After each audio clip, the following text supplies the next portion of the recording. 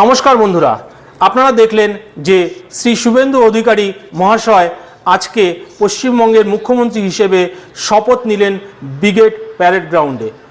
আজকের দিনটি একটি ঐতিহাসিক দিন, কারণ আজকে 25শে বৈশাখ এবং আজকে রবীন্দ্রনাথ ঠাকুরের জন্মদিন। এই স্পেশাল দিনটিকে বিজেপি সরকার চিহ্নিত করেছিলেন এই শপথ গ্রহণ অনুষ্ঠানের জন্য। দীর্ঘ 15 বছরের টিএমসি শাসনের পরে বিজেপি সরকার এলো। অ্যাকচুয়ালি 15 বছর বললে ভুল হবে, গত 50 বছর ধরে সিপিআইএম সরকারের 35 বছর এবং টিএমসি সরকারের 15 বছর, এই গত 50 বছর ধরে পশ্চিমবঙ্গ অ্যান্টি সেন্টার পলিটিক্স করে আসছে। অর্থাৎ সেন্টারে যেই সরকারই থাকুক না কেন আমরা তার বিরোধিতা করে এসেছি, এবং এর ফলে ধীরে ধীরে ধীরে ধীরে পশ্চিমবঙ্গের যে গ্রাফটা সেটা অনেক নিচের দিকে চলে গিয়েছে।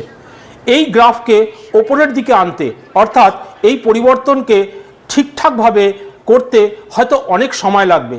সেই ধৈর্য কি আমার আর আপনার আছে? আমি আজকে একজন সাধারণ পশ্চিমবঙ্গবাসী হিসেবে এই বিজেপি সরকার থেকে বা এই নতুন সরকারের থেকে কি আশা করছি, আজকে সেই কথাগুলো আমি আপনাদের সামনে তুলে ধরার চেষ্টা করছি। যে আমি একজন সাধারণ পশ্চিমবঙ্গবাসী হিসেবে এই সরকারের কাছ থেকে কি চাই। এই সরকার যখন এসছে তার আগে তাদের যে ভোট প্রচার, তাতে যে ম্যানিফেস্টো দিয়েছিল তাতে অনেক কিছু প্রমিসেস করেছে, অনেক কিছু ওয়াদা আমাদেরকে করেছে, অনেক কিছু আমাদেরকে দেখিয়েছেন যে তারা এই জিনিসগুলো করবেন। কিন্তু সেই জিনিসগুলো করতে হয়তো অনেক সময় লাগবে, সেই ধৈর্যটা আমাদেরকে রাখতে হবে।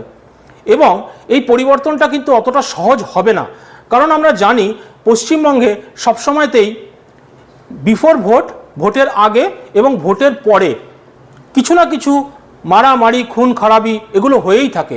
আপনারা নিশ্চয়ই দেখেছেন যে শ্রী শুভেন্দু অধিকারীর পার্সোনাল অ্যাসিস্ট্যান্ট, যিনি একজন এক্স এয়ারফোর্স ছিলেন, অর্থাৎ এক্স সার্ভিসম্যান ছিলেন, উনি কিছুদিন আগেই নিহত হয়েছেন, ওনাকে খুন করা হয়েছে।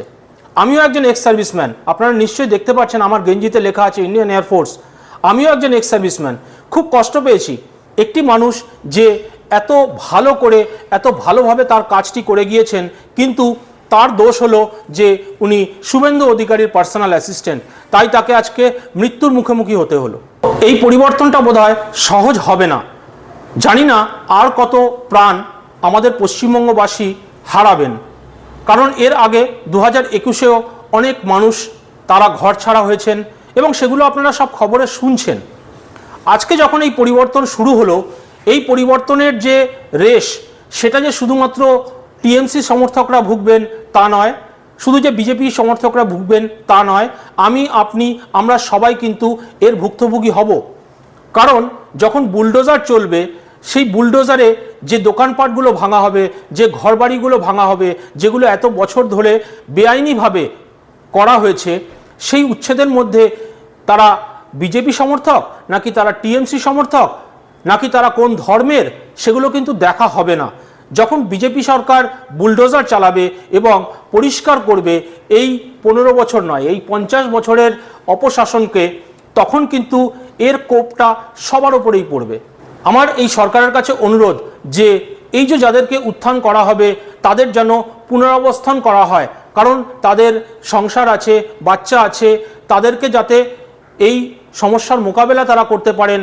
দিন আনা দিন খাওয়া রুজি রোজগারের মানুষগুলো যেন না খেতে পেয়ে মরে যান, এইভাবে যেন তাদের জীবন নষ্ট না হয়ে যায়, এই জিনিসটা খেয়াল রাখার দায়িত্ব কিন্তু আমাদের এই সরকারের, আমাদের এই নতুন সরকারের। সুতরাং এটা কিন্তু সহজ হবে না, এটা আমার মনে হচ্ছে। এছাড়াও আমার আরও কিছু আবেদন আছে আমাদের এই সরকারের কাছে।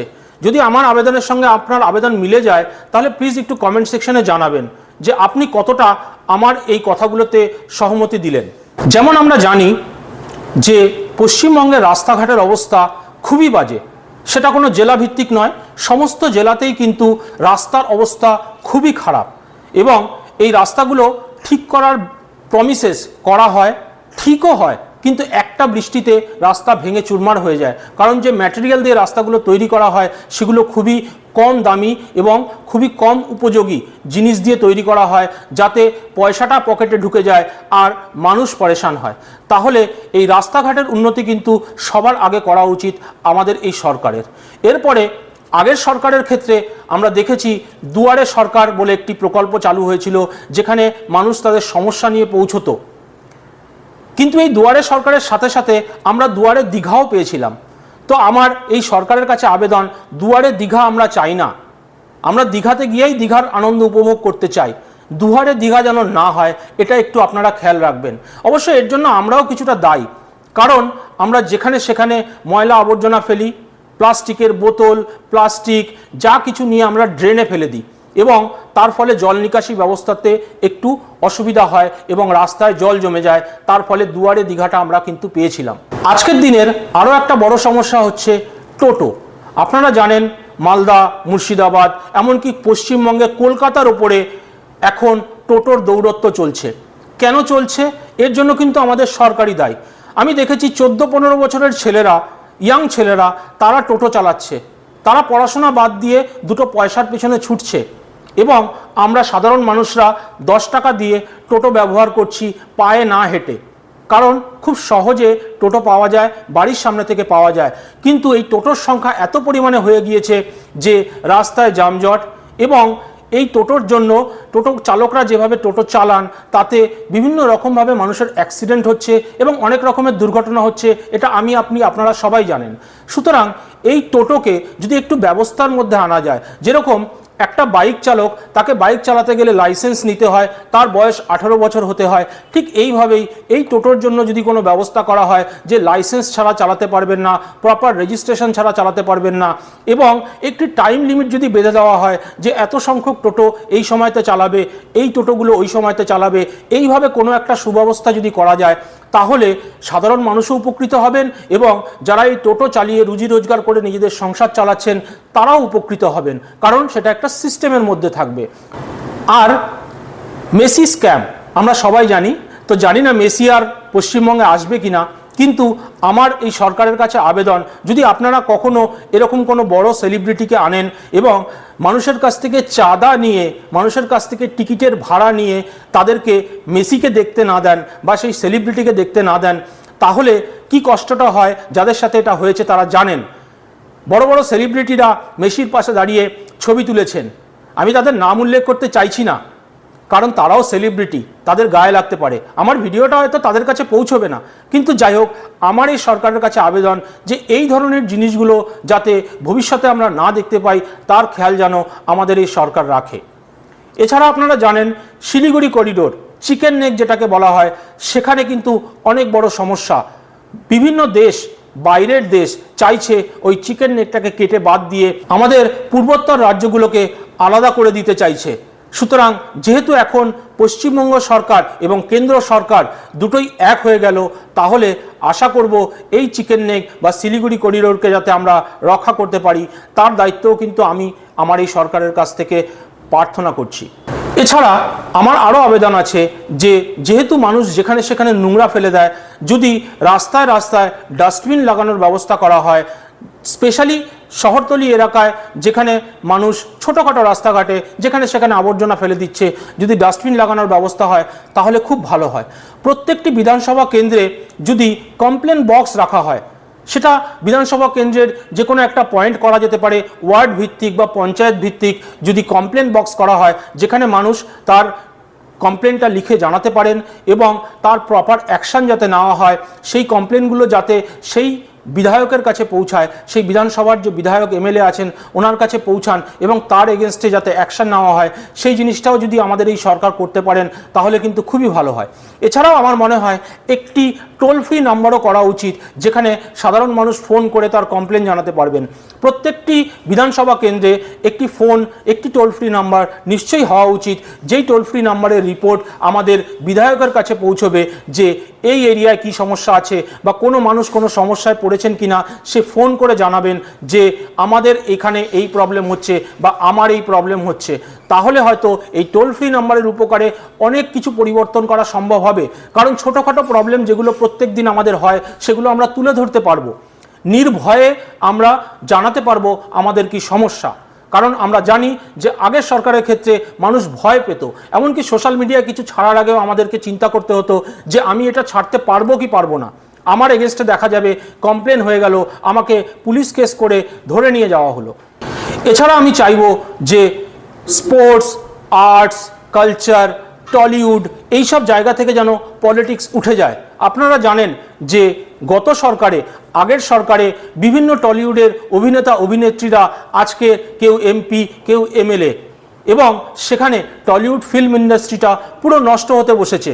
এই টলিউড ফিল্ম ইন্ডাস্ট্রিটা যাতে বেঁচে থাকে, এখানে পলিটিক্সের ছায়া যাতে না পড়ে, এটাও আমি চাইবো আমার এই সরকার নিশ্চয়ই দেখবেন। এছাড়া পুলিশ, আমরা জানি যে ল অ্যান্ড অর্ডার কত বড় একটা জিনিস। এই ল অ্যান্ড অর্ডারটাকে পুরো নষ্ট করে দিয়েছিল আগের সরকার, যেখানে আমরা পুলিশের কাছে যেতে ভয় পেতাম। পুলিশের কাছে গেলে আমরা ভাবতাম আরও আমরা ঝামেলায় জড়িয়ে পড়ব। সেই জায়গাটা যেন না থাকে, আমরা যাতে পুলিশের কাছে গিয়ে আমাদের নিজেদের কমপ্লেনটা করতে পারি, সেই জায়গাটা যাতে তৈরি করে দেওয়া হয়। এবং কাস্ট, কমিউনিটি, কালার, কে কোন পরিবেশের মানুষ, কে কত বড় লোক, কে কত গরিব, এই জিনিসগুলো ছাড়া সবাই যাতে আমরা সমানভাবে আমাদের সমস্যার সমাধান পাই, এবং আমাদের এগেনস্টে যদি কোনো অন্যায় হয় আমরা তার যাতে সেই অন্যায়ের সমাধান পাই, এটাই আমি আশা করব আমার এই নতুন সরকারের কাছ থেকে। পুলিশকে যাতে ফ্রি হ্যান্ড দেওয়া হয় যে কোনো অন্যায়েরকে আটকে দিতে, এবং তারা যেন যে কোনো অপরাধীকে ধরে আনতে পারে, তাদের এগেনস্টে অ্যাকশন নিতে পারে, এই ধরনের ফ্রি হ্যান্ড যাতে আমাদের এই সরকার পুলিশকে দেন। হাসপাতাল, আমরা জানি সরকারি হাসপাতালের কি বেহাল অবস্থা, সেখানে আমরা সাধারণ লোক যেতে ভয় পাই। এই হাসপাতালের পরিস্থিতি যাতে পরিবর্তন হয়, সেটাও যেন আমার এই সরকার দেখে। আমি দেখেছি রক্তদান শিবির, জায়গায় জায়গায় রক্তদান শিবির হতো এবং মানুষ রক্ত দিত। সেই রক্ত কোথায় যেত, কোন কালোবাজারিতে এই রক্ত জড়িত ছিল? দেখা যেত হয়তো সেই রক্ত কোনো প্রাইভেট নার্সিংহোমে চলে গেল এবং একজন সাধারণ মানুষ রক্তটাকে কিনছে অনেক টাকা দিয়ে, যাতে সে তার পরিবারের কাউকে বাঁচাতে পারে। এই ধরনের স্ক্যামগুলোকে, এই ধরনের অন্যায়গুলোকে আমি আশা করব আমার এই সরকার অবশ্যই আটকাবেন। এবার বন্ধুরা চলে আসছি যে আমাদের এই বিজেপি সরকার তাদের যে ভোট প্রচার, তাতে কি কি প্রমিসেস করেছিল। আপনারা জানেন ওয়েলফেয়ার করবে, মানুষের উপকার করবে, সেটা তারা প্রমিস করেছে।